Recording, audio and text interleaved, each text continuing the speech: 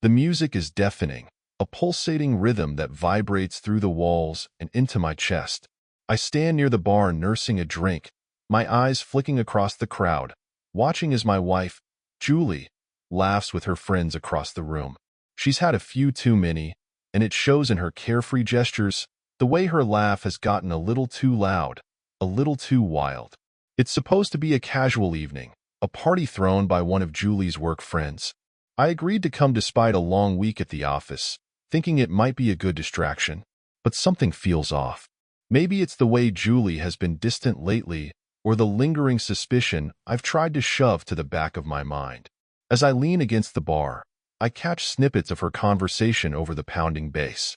Her voice rises above the noise, slurred but sharp. "You wouldn't believe what I've gotten away with," she crows, her words tinged with the confidence of too much alcohol. The group around her erupts in laughter, and my chest tightens. What is she talking about? My grip on the glass tightens, the condensation slick under my fingers.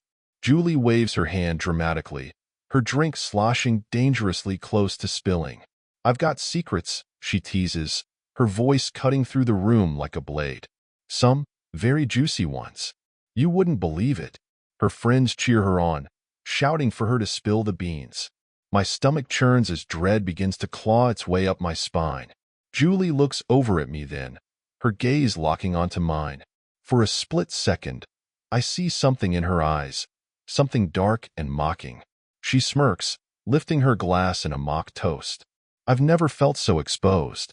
When she turns back to her friends, I edge closer, drawn by the irresistible need to hear what she's saying. My pulse is hammering in my ears as her words become clearer. "There was this one time," Julie begins, but one of her friends cuts her off, her laughter spilling over. "Oh my God, Julie, you're terrible." Julie winks. "Oh, you don't know the half of it," she purrs. "Let's just say, my husband has no idea what I've been up to." The laughter grows louder, but I'm frozen in place. The room seems to shrink, the edges of my vision blurring as her words sink in. My heart feels like it's been slammed in a vice. I don't know what I'm hearing, but it's enough to shatter the fragile sense of normalcy I've been clinging to. I wait for her to clarify, to say it's a joke, but she doesn't. Instead, she leans closer to one of her friends and whispers something that makes the woman gasp and slap Julie's arm playfully. My feet feel like lead, but my mind is racing. I need to know. I need to hear it. Before I can stop myself, I stride toward them. Julie spots me coming and her expression flickers, first surprise, then something like irritation. "Oh, look who's here," she says, her tone dripping with mockery. The life of the party. Her friends exchange awkward glances, suddenly quiet. The tension between us is palpable, but Julie just takes another sip of her drink, her gaze defiant. "What were you talking about just now?" I ask, my voice low but steady. "What is it I don't know?" She laughs, a sharp, brittle sound that makes my blood boil. "Relax," she says, waving me off. "It's nothing, just girl talk." But I know better. The look in her eyes tells me she's lying. My fists clench at my sides as I force myself to stay calm. "Julie," I say evenly, "what are you hiding?" The laughter dies completely. The room feels like it's holding its breath, waiting for the explosion. Julie doesn't answer right away. She stares at me, her eyes narrowing as if weighing whether she wants to engage or brush me off. The crowd around us senses the tension and starts to disperse, murmuring excuses to leave us alone. Julie's friends linger for a moment, glancing at each other before one of them grabs her arm. "Maybe we should go," the friend suggests softly, but Julie shakes her off, her face twisting into a scornful grin. "No, let's stay," she says, her voice thick with sarcasm. Apparently, my husband wants to crash the fun. I don't take the bait. Instead, I keep my eyes locked on hers, my jaw tight. "Julie, we're going to talk. Now." Her grin falters for just a moment, but she recovers quickly, throwing her head back with a laugh. "Talk about what, exactly? My God, you're so serious all the time." "You know what I'm talking about," I say, my voice harder now. "You've been acting strange for weeks, and tonight, you decide to humiliate me in front of a room full of people?" "Humiliate you?" She scoffs, tossing back the rest of her drink and slamming the glass onto the table. Don't be so dramatic, Adam. It was just a joke. A joke? I snap, my patience fraying. What kind of joke involves bragging about secrets your husband supposedly doesn't know? Her eyes flash with anger, and for the first time, I see the cracks in her facade. She's not drunk enough to lose control entirely, but the alcohol has dulled her usual sharpness. She takes a step closer, lowering her voice to a dangerous whisper. Maybe if you paid a little more attention to me, she hisses, you wouldn't be so paranoid. The words hit me like a slap, and for a moment, I can't breathe. Her tone, the venom in her voice. It's like she's been waiting for this moment, for an excuse to lash out. I search her face, looking for some sign that she's bluffing, but all I see is defiance. Julie, I say quietly, trying to keep my temper in check. What's going on? What are you hiding? She looks away, her jaw tightening. It's the smallest gesture, but it confirms everything I've been afraid to admit. My stomach twists, a sickening wave of dread washing over me. Whatever this is, it's worse than I thought. I step closer, lowering my voice so only she can hear me. Is there someone else? I ask, my throat tight. Is that what this is about?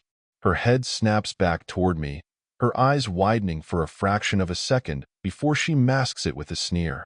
You're unbelievable, she spits. You don't trust me, do you? After everything we've been through, you still think I'd… Yes, I cut her off, my voice cold and sharp. I do. Because right now, you're acting like someone who has something to hide. Her friends, who have been pretending not to listen, suddenly look very interested in their drinks. Julie glares at me, her face flushed with a mix of anger and embarrassment. For a moment, I think she might finally tell me the truth, but instead, she grabs her purse and turns to her friends. Let's go, she snaps, her voice trembling. This conversation is over. I grab her arm, gently but firmly, stopping her in her tracks. It's not over, I say. Not until I get answers. She jerks her arm free, her eyes blazing. You want answers? She says, her voice rising. Fine, you'll get your answers. But don't say I didn't warn you. Without another word, she storms toward the door, her friends hurrying after her. I stand there, rooted to the spot, my mind racing. Her parting words echo in my ears, chilling me to the bone. Don't say I didn't warn you. I leave the party shortly after Julie, my mind swirling with questions and dread. The drive home is a blur, the usual landmarks passing unnoticed as my focus stays locked on her cryptic words. You'll get your answers. Don't say I didn't warn you. What could she possibly mean? And why does it feel like the life we've built is slipping through my fingers? When I pull into the driveway, her car is already there. The house looms in front of me, its warm glow from the windows feeling strangely alien. I sit in the car for a moment, gripping the steering wheel tightly, trying to steel myself for whatever confrontation is about to unfold. Inside, I find her in the living room, pacing with a glass of wine in her hand. The bottle sits on the coffee table, already half empty. She doesn't look at me as I enter, her focus locked on the floor as she mutters to herself, too low for me to hear. Her shoulders are tense, her movements jerky, like she's barely holding herself together. Julie, I say, my voice breaking the heavy silence. She startles, her eyes snapping to mine. For a moment, she looks vulnerable, almost afraid. But then her face hardens, and she drains the rest of her wine in one gulp. Ready for your answers, Adam? She says, her tone mocking. Since you're so desperate to know what's going on? I close the door behind me, leaning against it as I cross my arms. I'm listening, I say, keeping my voice steady. Tell me. She laughs, a bitter sound that sends a chill down my spine. Where should I start? She says, pacing again. Should I tell you about all the times you've ignored me? All the nights you came home late from work, too tired to even notice I was there? Don't try to turn this around on me. I snap. If you've done something, if you've betrayed me, just say it. Own it. Betrayed you? She says, spinning to face me. You think this is about betrayal? God, Adam, you're so blind. You don't even see me anymore. Her words hit me like a punch to the gut. I want to argue, to tell her she's wrong, But the truth is, I don't know how long it's been since I really looked at her, since I asked her how she was feeling or what she needed. Somewhere along the line, we stopped being a team, and I didn't even notice. But that doesn't excuse whatever she's hiding. It doesn't justify the look in her eyes right now, a mix of defiance and guilt that twists my stomach. Stop stalling, I say, my voice low and firm. If you have something to say, say it. She sets the glass down with a sharp clink, crossing her arms as she glares at me. Fine, she says. You want the truth? Here it is. I've been seeing someone. The words hang in the air like a grenade waiting to explode. My vision tunnels, my heart pounding so hard it feels like it might burst. What did you just say? I ask, my voice barely above a whisper. You heard me, she says, her chin lifting defiantly. I didn't mean for it to happen, but it did. And you know what? It felt good. It felt good to be noticed, to feel alive again. The room tilts, and I grip the back of the couch to steady myself. 100 emotions crash over me at once. Shock, rage, disbelief. But one question rises above the chaos. Who is it? I demand, my voice trembling with barely contained fury. Who have you been seeing? She hesitates, biting her lip as she looks away. That small gesture sends my mind racing, the possibilities flashing like warning lights in my head. When she finally speaks, her voice is barely audible. It doesn't matter, she says. What matters is that you pushed me to this. You and your neglect. Don't you dare blame this on me, I growl, taking a step closer. I have given you everything, Julie. Everything. And this is how you repay me? Her eyes flash with anger. You think you're perfect? You think you're some kind of saint? You're not, Adam. You've been checked out for years. My hands are shaking now, my breath coming in short, sharp bursts. I want to yell, to scream, to smash something. But more than that, I want answers. Real answers. Tell me his name, I say, my voice cold and deadly. Now, she flinches, and for the first time, I see fear in her eyes. But she doesn't answer. Instead, she turns and grabs her purse, heading for the door. Where do you think you're going? I shout, blocking her path. I need air, she snaps, shoving past me.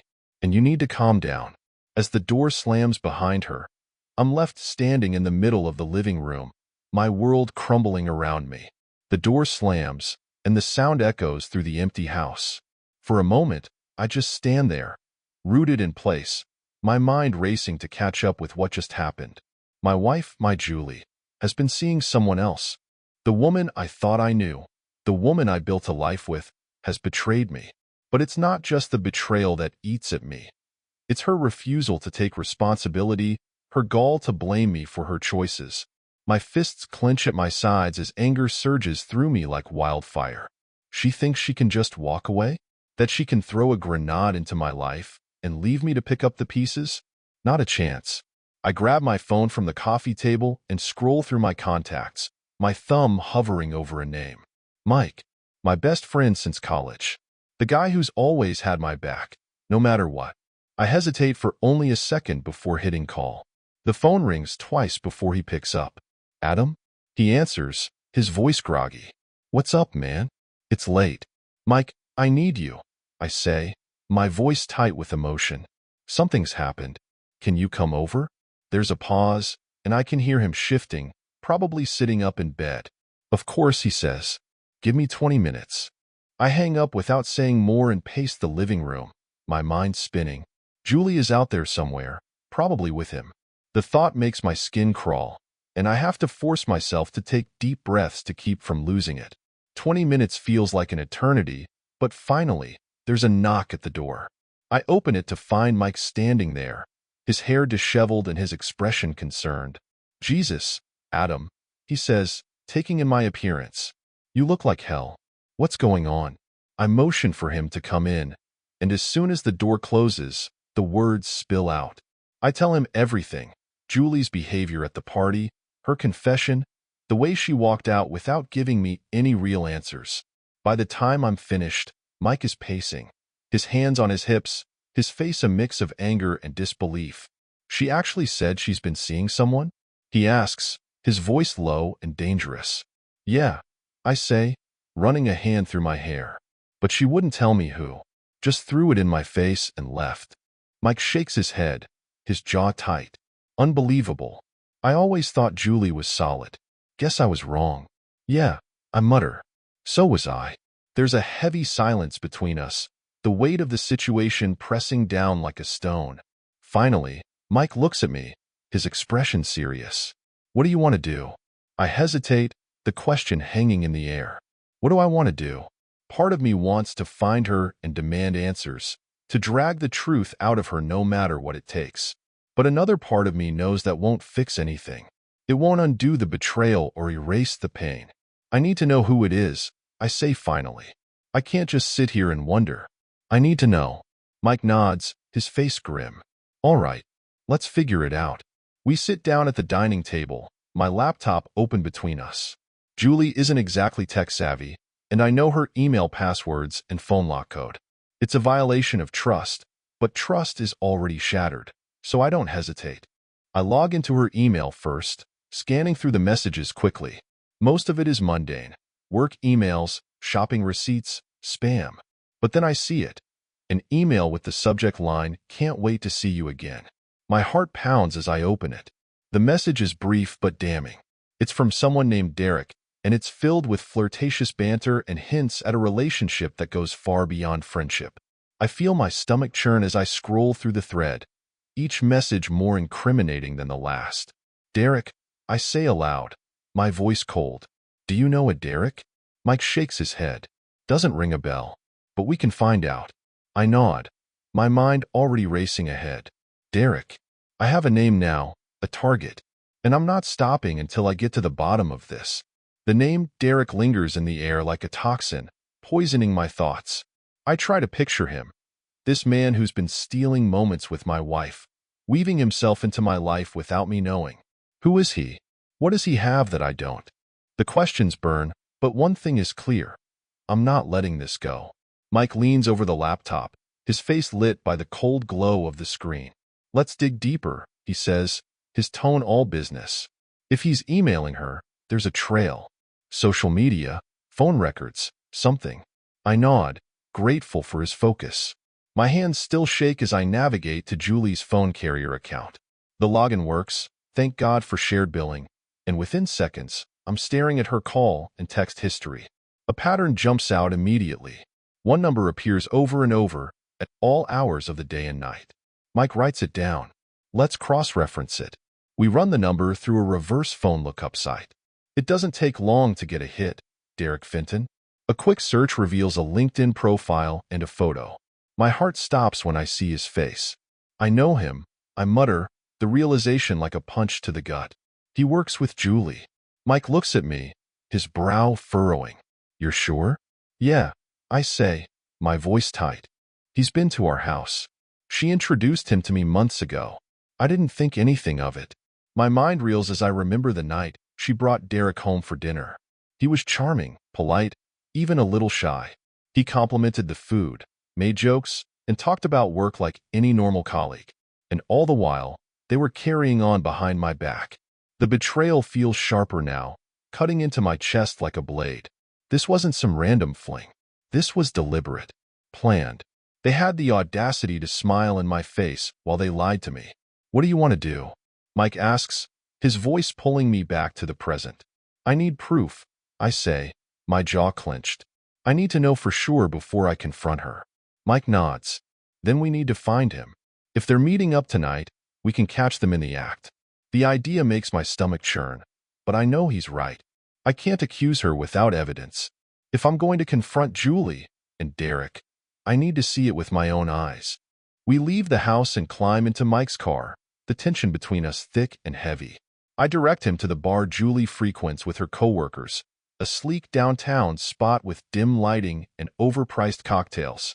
It's a long shot, but it's the only place I can think of. The drive feels endless, my thoughts spiraling as the city lights blur past the windows. What will I do if I see them together? Will I lose it? Will I walk away? I don't know, and the uncertainty is suffocating. When we arrive, the parking lot is packed. Mike pulls into a spot at the edge, and we sit there for a moment, scanning the cars. My pulse quickens when I spot Julie's sedan near the entrance. She's here, I say, my voice barely above a whisper. Mike nods. All right, let's go. We step out of the car and head toward the entrance, the cold night air biting at my skin. My heart is racing now, a wild drumbeat in my chest. Inside, the bar is loud and crowded, the music a dull roar beneath the hum of voices. It doesn't take long to find her. Julie is sitting in a booth near the back, her head tilted toward the man across from her. Derek. They're laughing, their drinks untouched as they lean closer, their body language unmistakable. I stop in my tracks, the sight hitting me like a freight train. Mike grabs my arm, his grip firm. Take a breath, he says quietly. Think about what you want to do. But I can't think. All I can see is Julie's smile, the way she touches Derek's arm, the way he looks at her like she's the only person in the room. My vision blurs, rage boiling to the surface. Without realizing it, I'm moving toward them, my fists clenched and my jaw tight. Julie spots me first, her eyes widening in shock. Derek turns, his face going pale as he registers who I am. Adam, Julie says, her voice trembling. What are you doing here?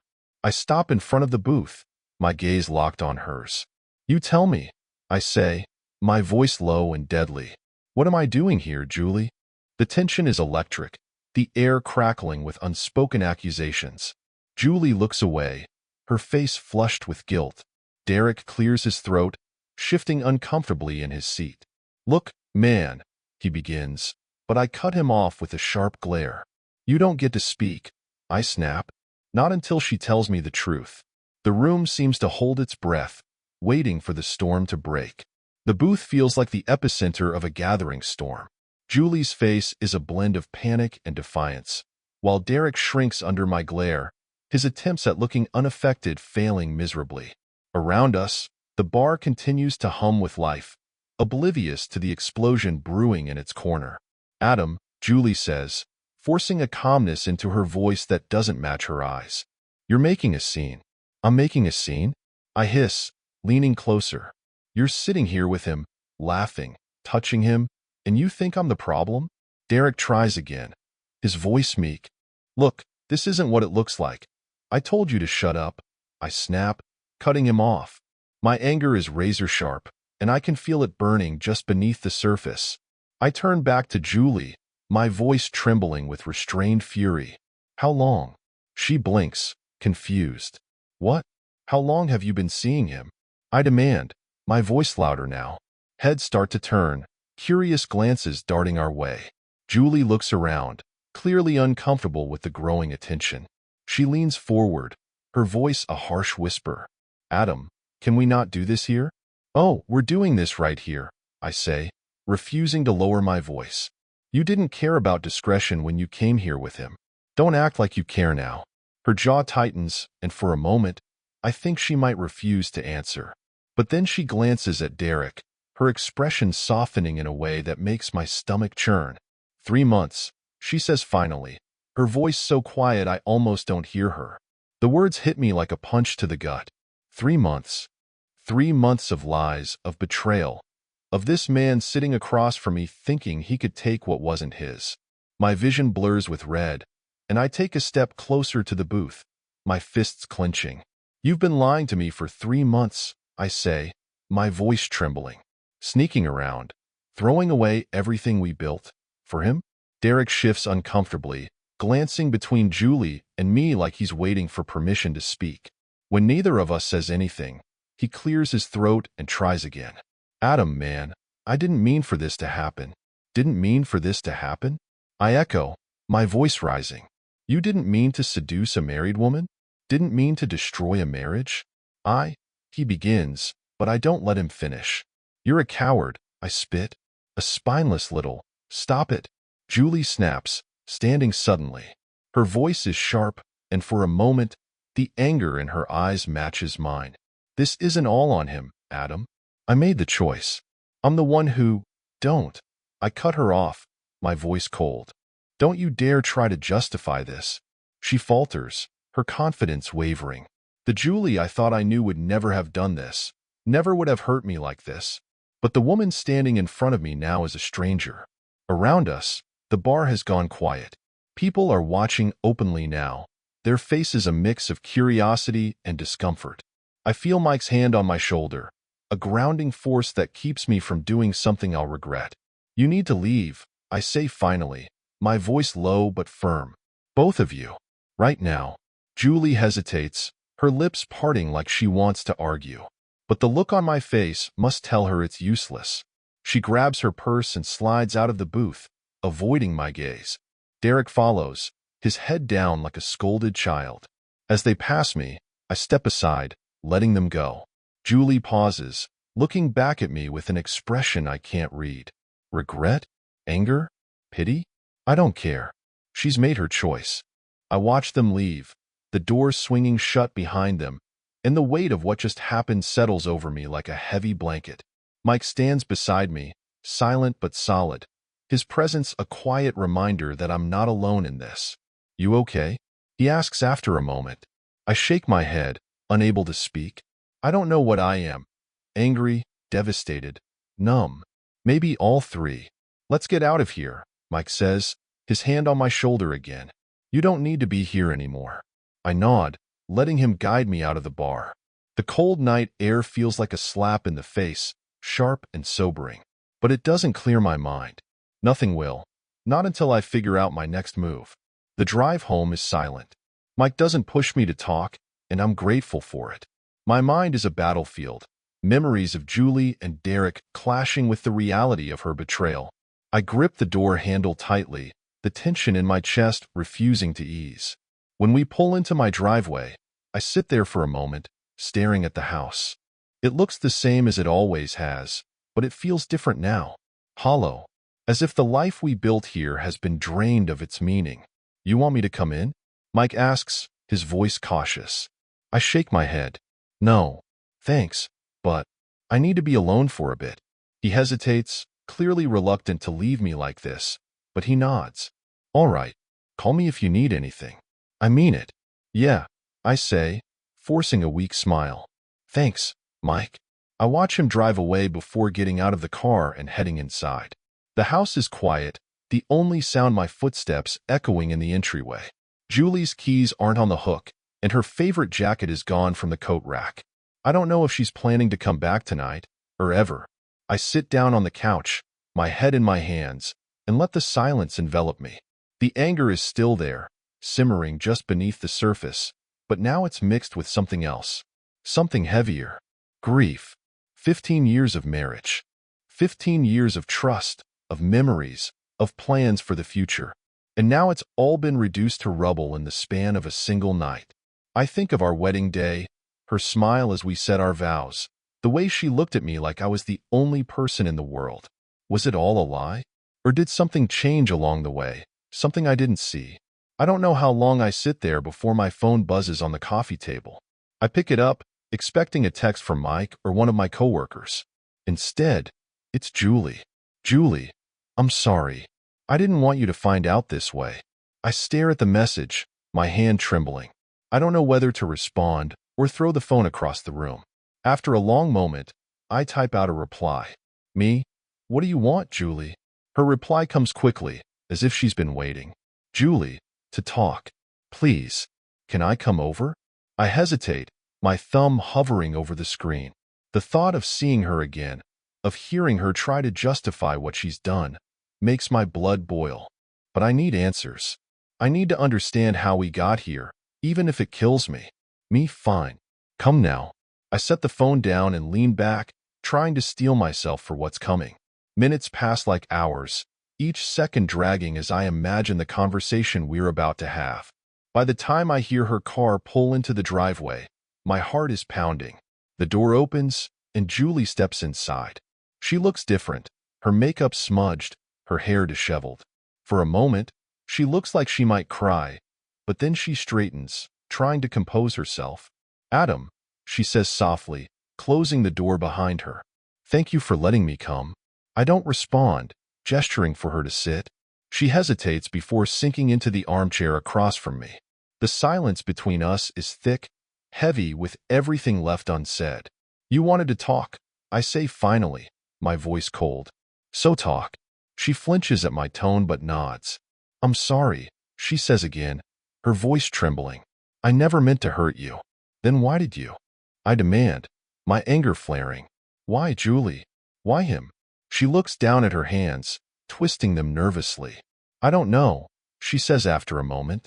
It just happened. We started talking at work, and he made me feel noticed. Like I mattered. And I didn't? I shoot back, my voice rising. After everything I've done for you. For us, that wasn't enough? It's not about that, she says, her voice breaking. It's not about you. It's about me. I felt lost, Adam. Like I'm just existing. And Derek. I cut her off with a bitter laugh. Derek gave you purpose? Is that it? You threw away our marriage for a midlife crisis? Tears spill down her cheeks, but I feel no sympathy. Not yet. I didn't mean for it to go this far, she says. I swear. I didn't know how to stop. I lean forward, my gaze piercing. Then stop now, I say. End it. And tell me the truth, Julie. Is this fixable? Or are we done? She looks at me, her face pale, her eyes red. The question hangs in the air, heavy with the weight of everything we stand to lose. Julie doesn't answer right away. She looks down, her fingers twisting together in her lap as if trying to squeeze an answer out of herself. The silence stretches, heavy and unbearable. I lean forward, my patience eroding with every second. Say something, I snap, my voice cutting through the tension. Are we done, Julie? Or is there something left to save? She flinches, her shoulders curling inward. I don't know, she whispers finally, her voice barely audible. I don't know what I want. The words hit me harder than anything else she said tonight. I don't know what I want. After everything, after the lies, the betrayal, the humiliation, she still can't make a decision. Unbelievable, I mutter, standing abruptly. The sudden movement startles her, and she looks up at me with wide, tear-streaked eyes. Adam, please, she says, her voice trembling. I need time. This is all so confusing. Confusing? I repeat, my voice rising. What's confusing, Julie? You made your choice when you started sneaking around with Derek. You chose him over me. So don't sit there and tell me you're confused. She stands too, her face flushing with anger. You think this is easy for me? She snaps. You think I don't feel like a terrible person?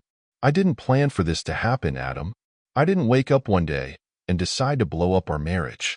Well, congratulations, I shoot back. Because that's exactly what you've done. She opens her mouth to respond but then closes it, her hands clenching into fists at her sides. For a moment, it looks like she might scream, but instead, she takes a deep breath, forcing herself to calm down. I came here to talk, she says, her voice tight. Not to fight. Then talk, I say, crossing my arms. Tell me why I should even consider giving you another chance. Her jaw tightens, and she looks away, her eyes darting around the room as if searching for an escape. Finally, she meets my gaze, her expression a mix of guilt and desperation. I don't know if you should, she says quietly. I've messed up, Adam. I know that. And maybe you're better off without me. The words feel like a slap, and I take a step back, stunned. So that's it? I say, my voice low. You're giving up? Just like that? She shakes her head, tears spilling down her cheeks again. I don't know what else to do, she says. I feel like I've ruined everything, and no matter what I do now, it won't fix it. I stare at her, my chest tight with a mix of anger, hurt, and something I can't quite name. Pity, maybe, or regret. This isn't how things were supposed to end. We were supposed to be a team, supposed to face life together. But now it feels like we're standing on opposite sides of a canyon, and neither of us knows how to bridge the gap. You're right about one thing, I say finally, my voice cold. You did ruin everything, and I don't know if I can ever forgive you for that. Her face crumples, and for a moment, I think she might collapse. But she doesn't. She straightens, wiping her tears with trembling hands, and nods. I understand, she says. I'll leave. I don't stop her as she heads for the door, her steps slow and hesitant, like she's waiting for me to call her back. But I don't. I can't. I watch as she opens the door and steps out into the night, the sound of her car starting breaking the heavy silence. When she's gone, I sink onto the couch, my head in my hands. The house feels emptier than ever, the silence deafening. For the first time in my life, I don't know what comes next. The hours blur together after Julie leaves. I sit in the silence, my thoughts circling like vultures over a carcass. Every word she said, every expression on her face replays in my mind, tearing me apart piece by piece. I want to hate her, to erase her from my life and never look back. But it's not that simple. 15 years. 15 years of love, of shared memories, of believing we were unshakable. It's hard to reconcile that with the woman who walked out the door tonight, the woman who admitted she didn't know if she wanted to stay. My phone buzzes on the coffee table, pulling me from my thoughts. For a moment, I hope it's Julie. Maybe she's come to her senses. Maybe she's realized what she's throwing away. But when I pick it up, it's Mike. "Hey," I answer, my voice rough. "You all right?" he asks, concern thick in his tone. I let out a bitter laugh. "Not really. You want me to come over?" he offers. "Or we can go grab a drink, whatever you need." I hesitate. The thought of company, of talking about this nightmare out loud, feels both unbearable and necessary. "Yeah," I say finally. "Come over. I could use a drink." "Be there in 10, he says before hanging up. True to his word, he shows up a few minutes later, carrying a six-pack of beer and a bottle of whiskey. He doesn't say much as he sits down next to me, handing me a bottle before cracking one open for himself. For a while, we drink in silence, the sound of the clock ticking the only backdrop. Finally, Mike speaks. "So," he says carefully, "what's the plan?" I shrug, taking a long pull from my beer. "I don't know. She said she doesn't know if she wants to stay." "What the hell am I supposed to do with that?" Mike nods, his expression thoughtful. "She's scared," he says. "She knows she screwed up, and now she doesn't know how to fix it. Doesn't mean you have to take her back, though." "I don't think I can," I admit, my voice low. "Not after this. Every time I look at her, I'll see him.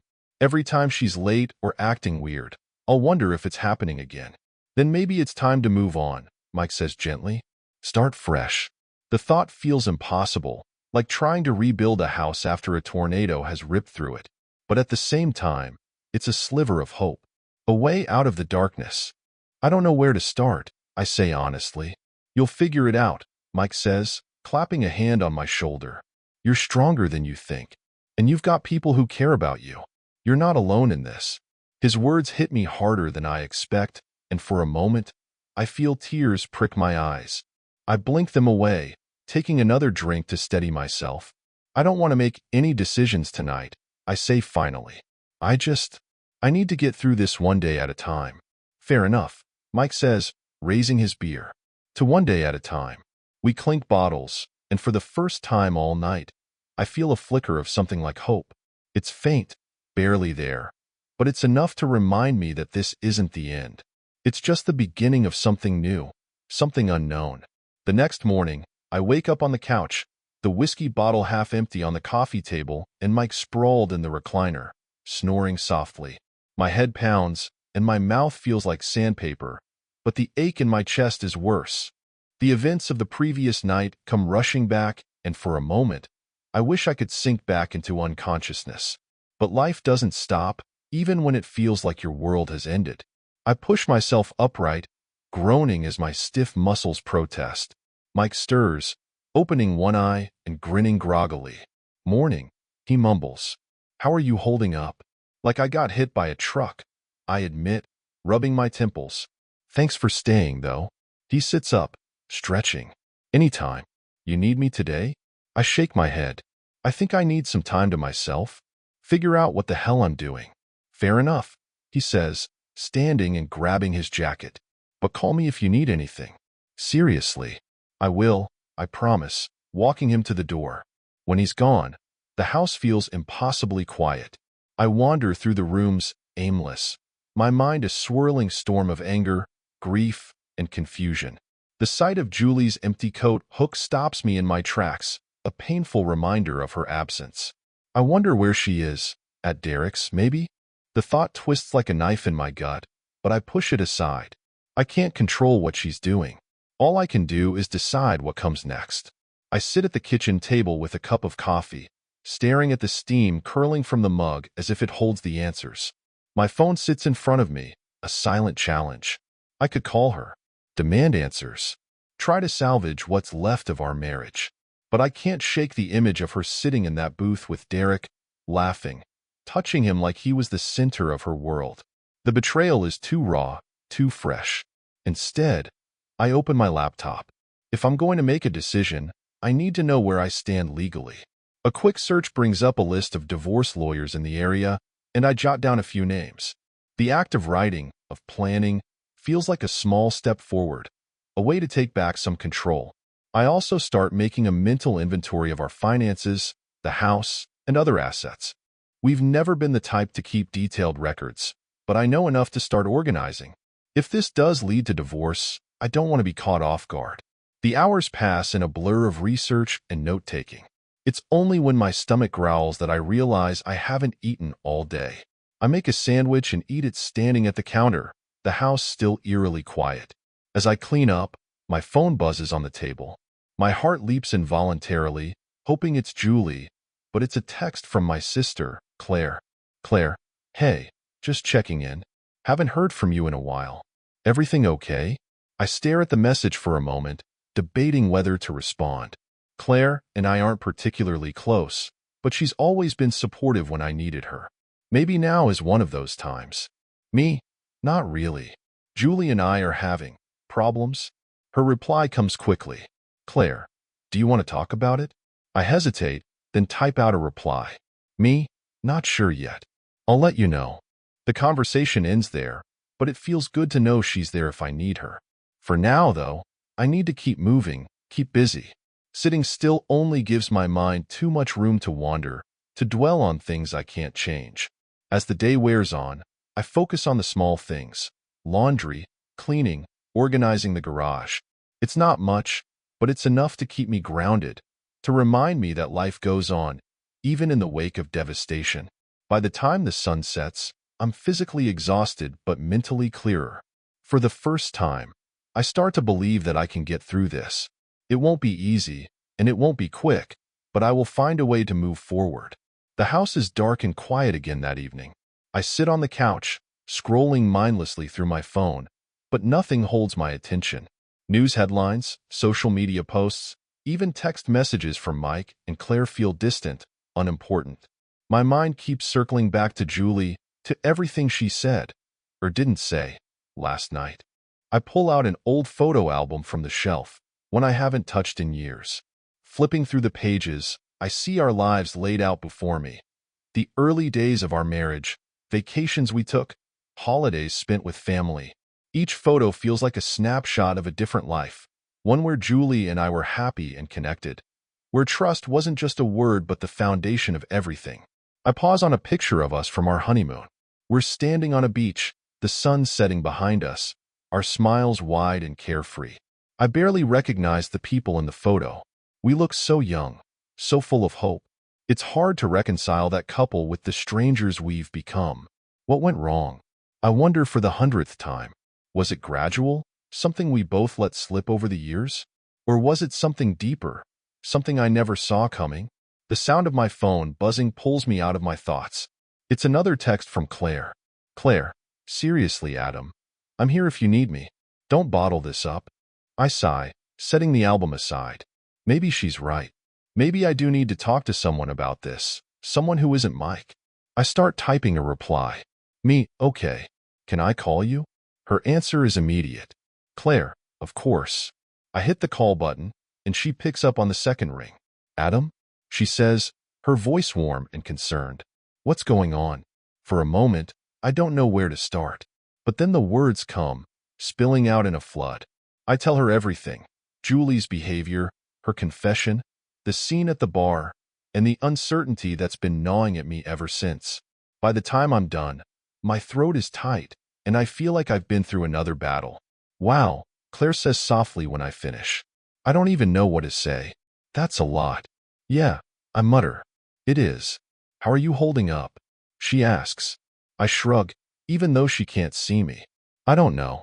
One minute, I feel like I can handle this, like I can move on. The next, it's like the ground's been ripped out from under me again. That's normal, she says gently. You're grieving, Adam, and you have every right to be angry. What Julie did, it's not okay. I nod, even though the validation doesn't make the pain any less sharp. I just don't know what to do next, I admit. Do I give her a chance to fix this? Or do I walk away? Claire is silent for a moment, and I can almost hear her thinking. I can't tell you what to do, she says finally, but I will say this. Whatever choice you make, do it for yourself. Not for her, not for anyone else. You deserve to be happy, Adam. Don't settle for less. Her words hit me harder than I expect, and I feel a lump rise in my throat. Thanks, Claire, I say quietly. I needed to hear that. Anytime, she says. And hey, if you want to get out of the house for a bit, come visit. The kids would love to see you, and we've got plenty of room. I smile for the first time all day. I'll think about it. Thanks, Claire. Take care of yourself, Adam, she says before hanging up. I set the phone down and lean back, Claire's words echoing in my mind. You deserve to be happy. The thought feels foreign, almost impossible, but it sparks something in me. Maybe she's right. Maybe it's time to start thinking about what I need, instead of what Julie wants. The next day dawns gray and cold, matching my mood. I drag myself out of bed and go through the motions, showering, making coffee, checking emails, but nothing feels real. The house is too quiet, too empty without Julie. As much as I don't want to admit it, her absence leaves a void that I don't know how to fill. Around mid-morning, I hear the familiar sound of her car pulling into the driveway. My stomach knots, a mix of anger, anxiety, and something I can't quite name. I stand in the kitchen, frozen, as the sound of her keys jangling and the front door opening echoes through the house. Adam? She calls hesitantly. I take a deep breath and step into the hallway.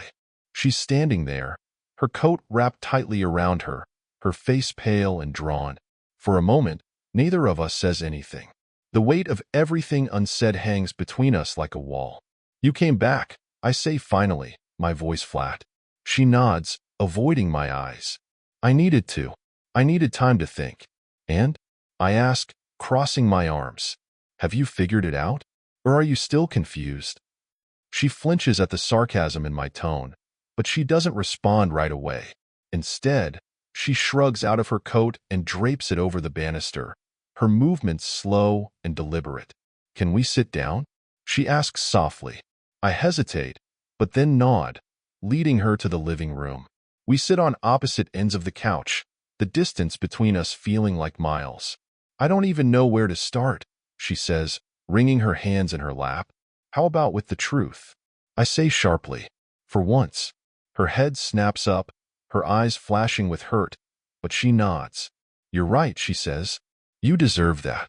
She takes a deep breath, and I can see her struggling to find the words. I've been selfish, she begins. I let myself get caught up in something I should have stopped a long time ago. Derek, he was a mistake, Adam. A stupid, reckless mistake. I don't say anything, my jaw clenched as I let her continue. I never stopped loving you, she says, her voice trembling. But somewhere along the way, I stopped loving myself. I felt invisible, like I didn't matter anymore. And Derek, he made me feel noticed, wanted. Her words cut deep, but they don't justify what she's done. So you decided to throw away our marriage for an ego boost? I say bitterly. She shakes her head, tears spilling down her cheeks. I didn't mean for it to happen, Adam. I didn't wake up one day and decide to hurt you. But I did, and I'm so sorry. Her apology hangs in the air, and I can see the desperation in her eyes, the way her hands tremble as she clasps them together. But I don't feel any relief, only exhaustion. I don't know if I can forgive you, I say quietly. Every time I look at you, I see him. I see the lies, the betrayal. How am I supposed to move past that? Her face crumples, and she looks down, her shoulders shaking with silent sobs. I don't know, she whispers. I don't want to lose you. I'll do anything, Adam. Therapy, counseling, whatever it takes. Just tell me what to do.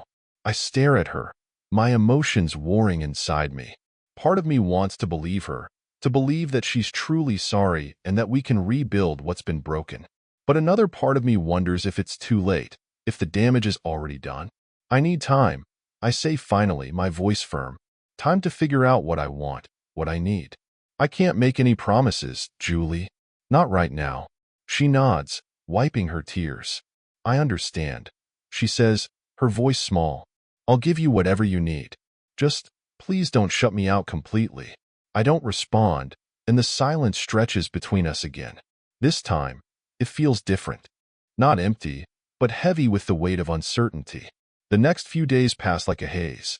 Julie stays at the house, but it's as if we're living in separate worlds.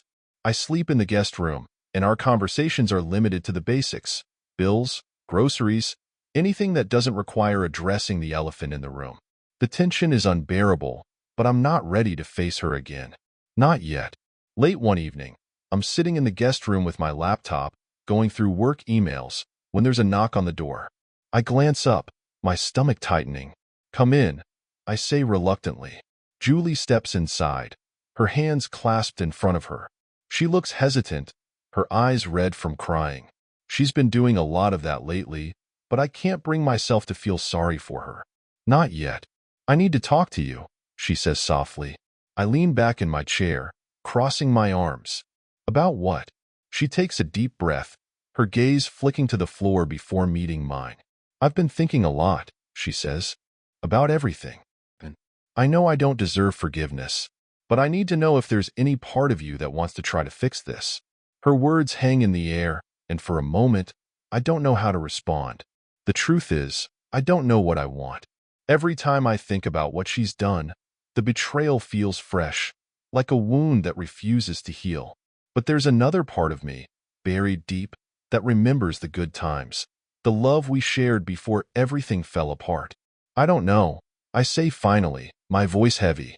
I'm still trying to figure that out. She nods, tears welling in her eyes.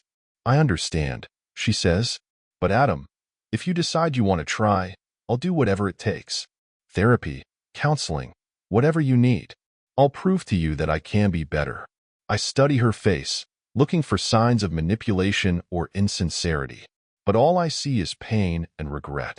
For the first time, I wonder if she really does want to change, or if she's just afraid of losing the stability our marriage provides. You say you'll do whatever it takes, I say slowly. But actions speak louder than words, Julie.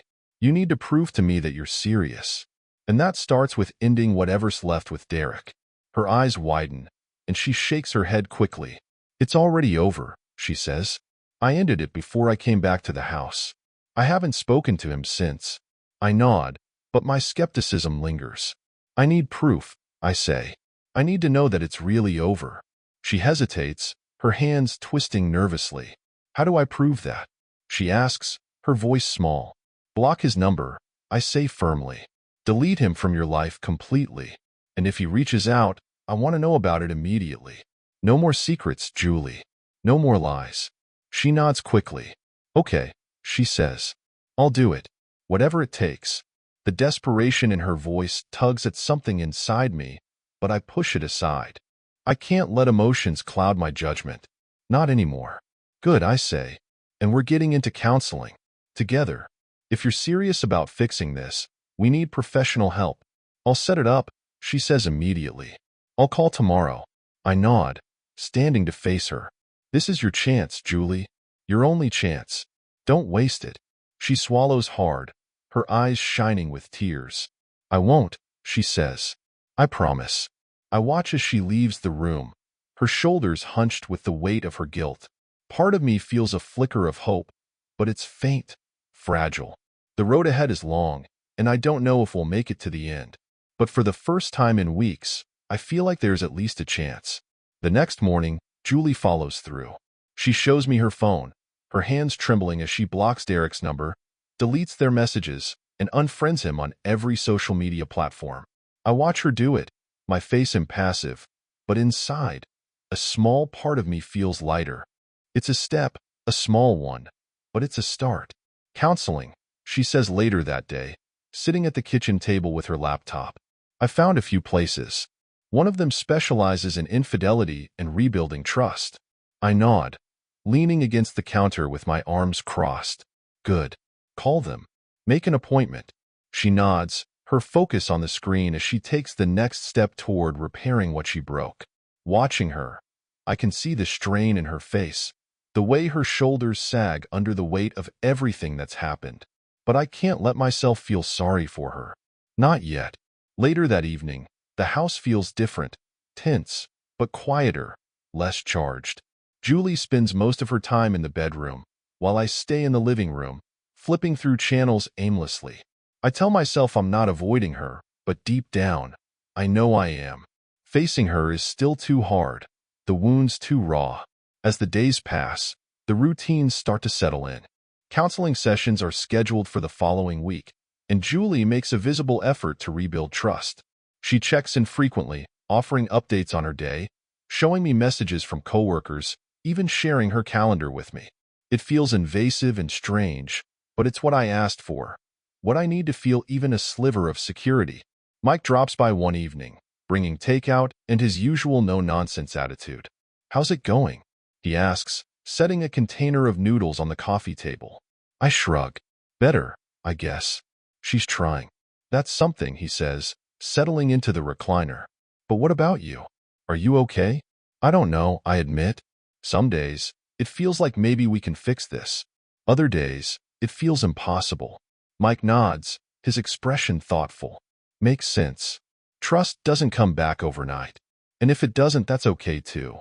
The thought lingers long after he leaves. What if it doesn't come back? What if no matter how hard Julie tries, I can't get past what she's done? The uncertainty gnaws at me, but I push it aside. For now, I just need to take it one day at a time. The first counseling session is awkward, to say the least. We sit in a small, cozy office with a therapist named Dr. Carmichael, a woman in her 50s with kind eyes and a calm demeanor. She starts by asking us to share why we're here. Julie speaks first, her voice trembling as she explains what happened. Hearing her recount it so plainly, her loneliness, her choices, her guilt, makes my chest ache. When it's my turn, I struggle to find the words. How do I explain the pain, the betrayal, the anger without breaking down? "You're angry," Dr. Carmichael says gently, "and you have every right to be. But underneath the anger, what else are you feeling?" I stare at the floor, my hands gripping the armrests of the chair. "Lost," I say finally. I feel lost. Like I don't know who I am without the version of us I thought we were. Julie starts to cry softly, and I look away, the sight of her tears stirring conflicting emotions. I want to comfort her, but I also want to keep my distance. It's a tug of war I don't know how to win. The session ends with homework, writing down what we want from each other moving forward. As we leave the office, Julie reaches for my hand, her touch hesitant. "Thank you for doing this," she says softly. I nod but don't say anything, my thoughts too tangled to unravel. For now, it's enough that we're trying. But whether or not we'll succeed, that's still unclear. The next few counseling sessions dig deeper, unearthing wounds that both of us had buried for years. Dr. Carmichael is patient but relentless, her questions forcing us to confront truths we'd been avoiding. Julie talks about feeling invisible, about how she'd lost herself in our marriage, in the monotony of life. I listen, but each word feels like an excuse, a justification for the choices that shattered us. When it's my turn to speak, I struggle to articulate the weight of my pain. How do you explain the feeling of betrayal so profound that it makes you question your entire reality? How do you put into words the sense of inadequacy that festers in the wake of infidelity? "I trusted you," I tell Julie in one session, my voice thick with emotion. "I thought we were a team. And you didn't just betray me. You betrayed the version of us I believed in. I don't know how to come back from that." Her tears are immediate, but I don't look at her. I can't. Dr. Carmichael steps in, her calm voice breaking the tension. "Trust can be rebuilt," she says, "but it takes time, and it takes consistency. Are you both willing to put in that work?" Julie nods emphatically. "Yes," she says, her voice trembling. "I'll do whatever it takes." I hesitate. "I don't know," I admit. "I want to try, but I can't promise I'll get there." Dr. Carmichael nods, her expression understanding. That's fair, Adam. Healing isn't linear. You're allowed to take it one step at a time. The words offer a small measure of comfort, but the road ahead still feels impossibly long. At home, things begin to shift, albeit slowly. Julie continues to make an effort, checking in regularly, sharing her schedule, and keeping her promises. She deletes her social media accounts entirely, a gesture she says is to remove distractions and focus on us. I appreciate the effort, but the bitterness lingers, a shadow that refuses to fade. One evening, I come home to find dinner on the table, a rare occurrence in recent years. Julie stands in the kitchen, nervously twisting a dish towel in her hands. I thought, maybe we could eat together tonight, she says, her voice hesitant. Talk, or not talk, whatever you're comfortable with. I pause, surprised by the gesture.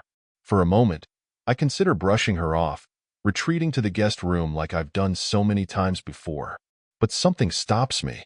Maybe it's the vulnerability in her eyes or the memory of how things used to be before everything fell apart. Okay, I say, sitting down at the table. The meal is quiet at first, the silence heavy but not unbearable. As we eat, Julie starts to talk, not about us, but about work, about a new project she's excited about. Her voice is soft, cautious, as if she's testing the waters. I nod along, offering a few comments here and there. It feels normal, almost. Afterward, we clean up together, a small act that feels strangely significant. As I dry the dishes, Julie hesitates before speaking. Thank you, she says softly, for giving me another chance. I know I don't deserve it, but I'm grateful. I nod, my throat tight. I'm trying, I say, but it's not easy. I know, she says, her voice trembling. I hope one day you can forgive me. The word forgive feels heavy, like a weight I'm not ready to carry. But for the first time, I don't immediately reject it. Maybe, someday, forgiveness is possible, but not yet. For now, I can only focus on the next step, the next day, and hope that it leads to something better. Weeks pass, and slowly, the fractures in our relationship begin to show signs of repair.